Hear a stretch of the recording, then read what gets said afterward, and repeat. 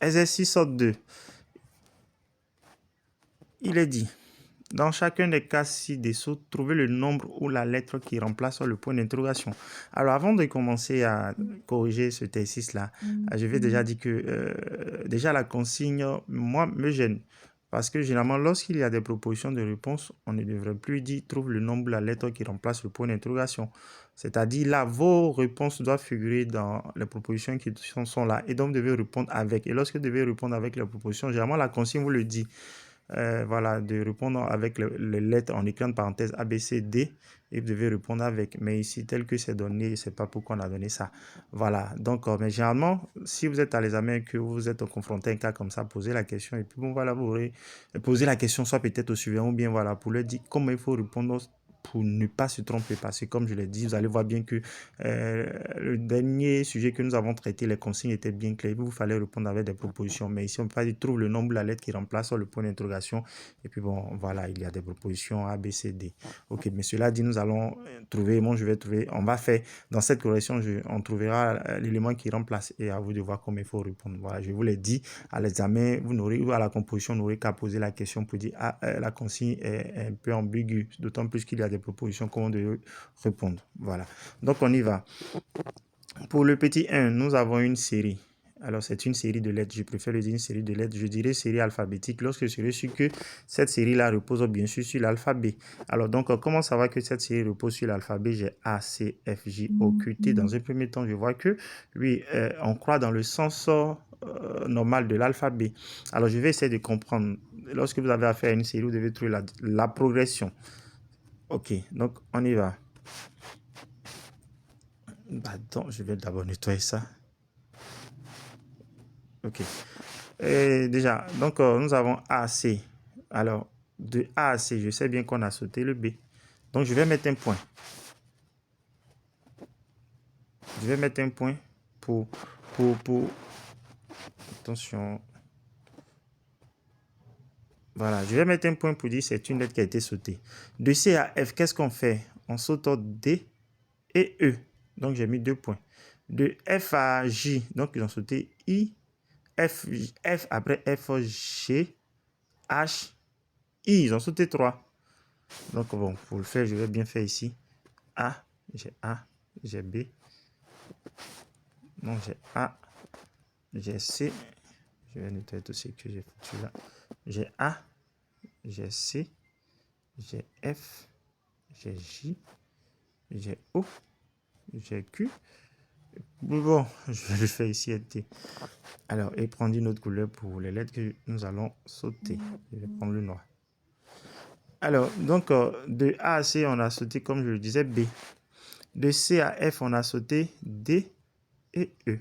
De F à J, ils ont sauté. F après F vient G, H, I. Et J, après J, on saute. Après J vient bien K. Donc L, M, je continue. Et N. De O à Q, qu'est-ce qu'on a fait? On a sauté P. Ah, je vois bien que ça ne croit pas ici. Qu'est-ce qu'on fait? On saute une lettre, 2 lettres, 3 lettres, 4 lettres et on reprend à une lettre. Et je vais même encore vérifier avec le T. De Q à T, qu'est-ce qu'on a fait? On a sauté le R. J'écris ici, s'il vous plaît. R, S, A. On a sauté 2 lettres. Donc, puisque je dois trouver la lettre qui vient après T, donc après T, je dois sauter combien pour suivre? Après avoir sauté 2 lettres, comme on l'a fait ici, il faut bien sauter 3 lettres. J'ai dit bien sauter 3 lettres. Donc, après T, je vais faire. Après T, j'ai U. Je saute U. Je sauterai V et je vais sauter W. Et après W, qu'est-ce qui vient? C'est bien W. X, c'est X qui vient. Donc ici, je répondrai X. Voilà. Donc vous pouvez écrire un point X comme je l'ai dit pour la consigne. Bon, voilà. On va écrire un point X, sinon vous verrez bien que c'est la proposition B. Ok. Donc on nettoie tout ça et on entoure B. C'est ça qui est la proposition. Alors nous passons au petit 2. Au petit 2, nous avons une suite numérique. Alors, j'essaie de comprendre aussi la progression. Après 92, je ne sais pas. Il y a le point d'interrogation, c'est que nous devons trouver. Donc, du coup, je ne vais même pas m'intéresser à ça. Je commence à partir de 111. 111, A vient 19. Après 19 vient 130. Après 130 vient 17. Après 17 vient 149. L'écart est très grand de 111 à 19. Donc, il faut regarder autrement. Alors, lorsque je regarde, mais pourquoi pas considérer deux séries alternées. Donc, après 97, 92, je dois sauter, venir à 91. Et après 91, 130. Alors, comment je fais pour passer de 92 à 111, ensuite 130, ensuite 149. Et on voit bien que lorsque je vais sauter, le 15 qui vient après 149, c'est... En fait, non, excusez, c'est plutôt le point d'interrogation qui est là. Donc, c'est bien pour cette série. Et donc, pour la deuxième série, on aura le point d'interrogation. Après 19. Après 17. Après 15. Donc, nous voici les deux séries. Donc, déjà, vous pouvez voir. Pour être sûr que nous devons trouver ça, que nous allons bien trouver le point d'interrogation, nous devons être sûr que ça, c'est bien sûr une série. Donc, de 92 à 111, qu'est-ce que je fais? Alors, de 92 à 111, je pense bien qu'on fait bien sûr plus 9. C'est plus 9. Plus 9. De 111 à 130, qu'est-ce qu'on fait? Non, ici, c'est plus 19. C'est plus 19. Alors, 2, c'est plus 19. Oui, c'est bien ça. De 111 à 130, c'est aussi plus 19. De 130 à 149, c'est aussi plus 19. Donc, cela confirme bien. On a ici une série avec progression 19, la première série. Donc, cela confirme bien que ça, c'est une série. Donc, nous faisons bien de prendre ça pour une autre série. Et donc, nous avons deux séries alternées. Alors, pour trouver facilement, je ne vais pas commencer avec le point d'interrogation. Je vais commencer vers la fin. 15, 17, 19. Donc, on voit bien qu'est-ce qu'on fait. On croit, plus 2, plus 2. Donc ici, je fais aussi plus 2 donc pour obtenir mon point d'interrogation. Donc c'est 21 en trop. Alors 21, je regarde parmi les propositions. C'est bien la proposition C. Pardon. Oui, c'est bien la proposition C.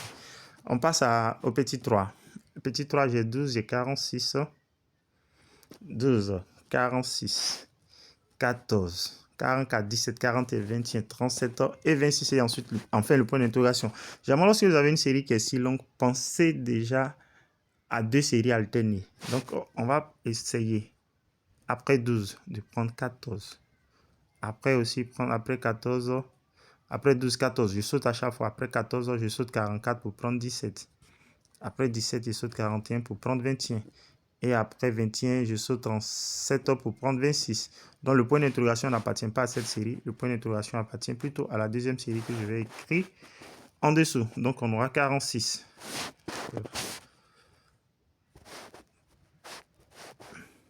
46.